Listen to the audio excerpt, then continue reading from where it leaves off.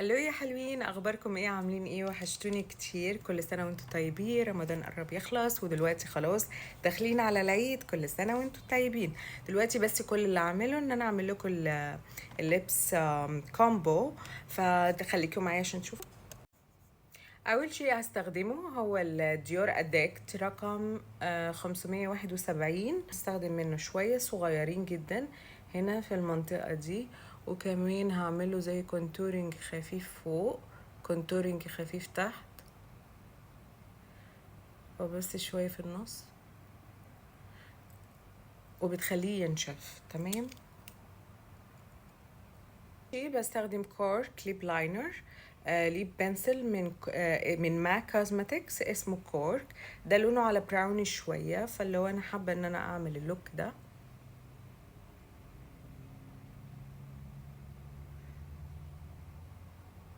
بنخطط منه اوفر تحت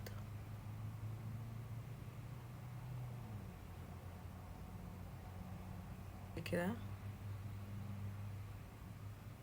وبشد خط مع القوسين. لو حبيتي شويه ان هو يدي بلامب زياده هنا، هنا بغمق شويه من جوه زي ما انت شايفه. نفس الشيء من فوق. ده كده ليب لاينر.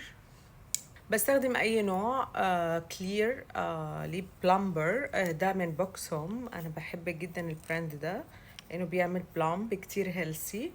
فانا هجيب شفاف لاني مش عايزه لون، وبس بحط اول اوفر هنا في المنطقه دي، وبدمج الخطوط اللي احنا عملناها.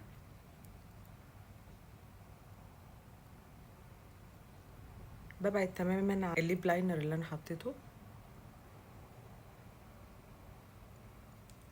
تشوفوا كمية شاين اللي هو فيها، وكتير حلو، بيدي بلامبينج. واللون ده من الحاجات الترندي قوي الفترة دي، فكتير الدرجة هتعجبكم، والكومبينيشن كتير رائع.